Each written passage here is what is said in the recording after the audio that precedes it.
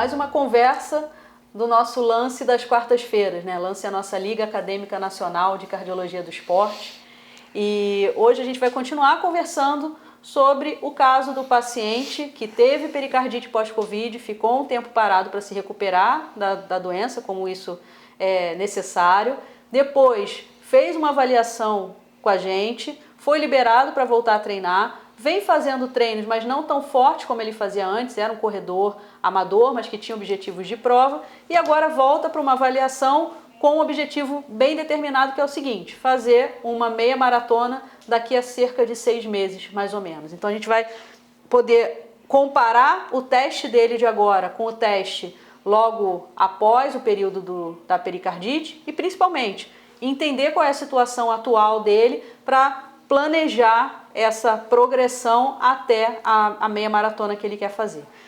Então, no outro vídeo, a gente já conversou sobre o ecocardiograma com técnicas avançadas e agora a gente vai conversar sobre a ergospirometria. Para quem não está acostumado, a ergospirometria é aquele teste de esforço mais avançado, diferente do teste ergométrico convencional. Na ergospirometria, o paciente usa uma máscara e vai fazer um exercício na bicicleta ou na esteira. Como esse paciente é um corredor, a gente fez na esteira, um exercício progressivo com o uso de uma máscara, além da monitorização eletrocardiográfica e de pressão arterial.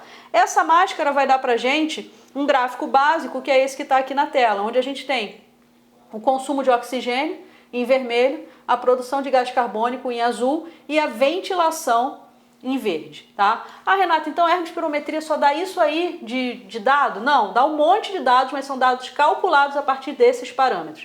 O que interessa pra gente aqui é entender, por exemplo, o esforço máximo desse paciente, tá?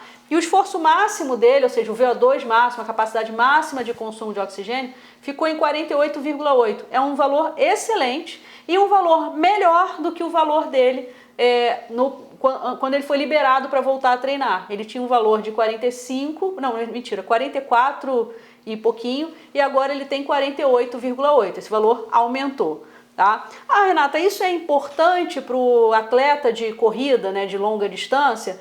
É importante sim, porque o mínimo, a gente diz assim, o mínimo que um corredor de fundo pode ter é um VO2 alto. Mas isso não é determinante do resultado da prova. O que vai ajudar muito a gente a prever o resultado da prova dele é o que a gente chama de limiar anaeróbico, tá? Que é o que está marcado aqui nessa linha azul. Esse limiar anaeróbico é o seguinte: vamos imaginar que o nosso corpo funciona como um carro, com 2 motores. Um motor é um motor 1.0, que leva a gente aonde a gente quer, mas não adianta pisar muito fundo porque ele não responde. E o outro motor é um motor turbo, que é maravilhoso, mas também não adianta fazer uma viagem de longa distância com o turbo ligado o tempo todo, porque o motor vai esquentar e não tolera e tal. Essa é a situação do nosso organismo. A gente tem um motor 1.0, que é o que a gente chama de metabolismo aeróbico, que é o metabolismo de velocidade de cruzeiro, assim digamos, uma velocidade confortável.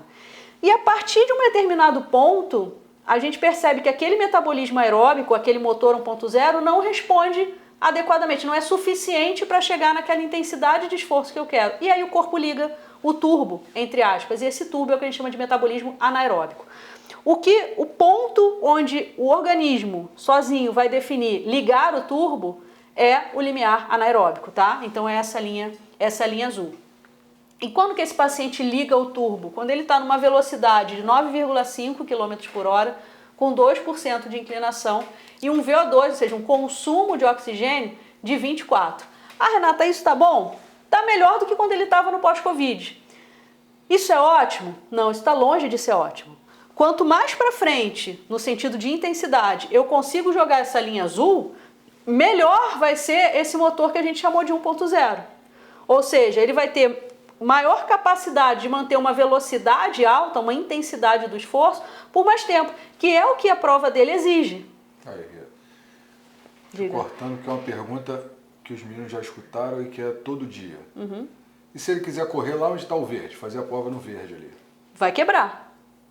Se ele fizer uma prova no verde, ele vai quebrar. Tá? O verde é o segundo limiar.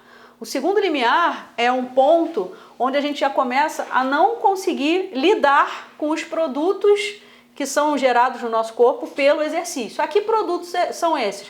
Vamos imaginar basicamente ácido, tá? H+, e um H+. O nosso corpo ele não é acostumado a ser ácido. O nosso corpo tem um controle, né, do que a gente chama de pH, igual o pH de piscina, muito estrito ali. Se o corpo começa a acumular ácido, tá, esse pH vai ficar alterado. E isso é um sinal de alerta máximo no organismo, tipo assim, ó, não tolero isso, porque várias funções do nosso organismo deixam de acontecer de forma adequada quando o pH está alterado. Então, tentar fazer uma prova com o turbo ligado, que seria isso, significa quebrar, porque o organismo tem seus mecanismos de falar assim, olha só, não dá para eu fazer isso. Você está querendo um nível de intensidade que eu não estou preparado para isso. E aí, então, vamos dizer assim, ele está fazendo a meia do Rio aqui, que tem aquela subida top ali, Sim. São Conrado, São que a Conrado, galera isso. quebra ali. Certo. A galera quebra porque mantém alto, na subida você vai fazer essa frequência pum, você vai para outra zona e aí você não tolera. Você não tolera. Sempre tem que, e isso a gente sempre conversa com os pacientes aqui na consulta, né, João? Os pacientes, né, os nossos atletas, esportistas que a gente acompanha, depois da gente fazer a ergospirometria, a gente senta com eles para definir as zonas de treinamento e explicar isso que eu tô explicando para vocês agora. Então, existem dentro dessas zonas de treinamento, ou seja, faixas de frequência cardíaca específicas para o tipo de esforço que eu quero fazer. Se do nada a gente ouvir um barulhão aqui na sala e a gente sair correndo, porque, meu Deus, tá caindo o teto, a gente consegue sair correndo. Mas a gente não vai conseguir manter essa velocidade altíssima do medo do teto cair na nossa cabeça até, enfim, a gente está aqui em Ipanema, né? Até Copacabana. Não vai. Aos poucos essa velocidade super alta vai cair, tá? Por quê? Porque o nosso organismo é feito para isso. A gente tem o mecanismo de explosão e tem o mecanismo de resistência. E não adianta eu querer fazer uma prova de longa duração, que é uma prova de resistência, tentando usar o meu motor de explosão, porque ele não aguenta. Então, existe a velocidade alta para aquela pessoa conseguir fazer a prova, mas aquela não vai ser a máxima velocidade dela. Percebe que a máxima velocidade desse paciente foi 15,8 km por hora com 2% de inclinação. A velocidade dele máxima, digamos assim, de cruzeiro, ou seja, até o limiar anaeróbico ser ligado, ser acionado, é 9,5. Então, ele consegue chegar a 15,8 km por hora, mas ele não vai fazer uma prova de maratona ou de meia maratona nessa velocidade. Ele vai ter uma velocidade média, né, se a gente, enfim, esquecer um pouquinho a questão da inclinação, mas a inclinação é igual em todos esses parâmetros aqui, ele vai ter uma velocidade média em torno de 9,5, não vai ser de 15,8. E se ele começa a prova querendo fazer uma velocidade de 13, de 14, ele começa com 13, 14, daqui a pouco ele quebra, ele não consegue completar a prova. É isso. E essa orientação aí é fundamental, né? É fundamental para tudo, porque quando o esportista, o atleta, ele entende isso, ele passa a fazer uma prova mais inteligente.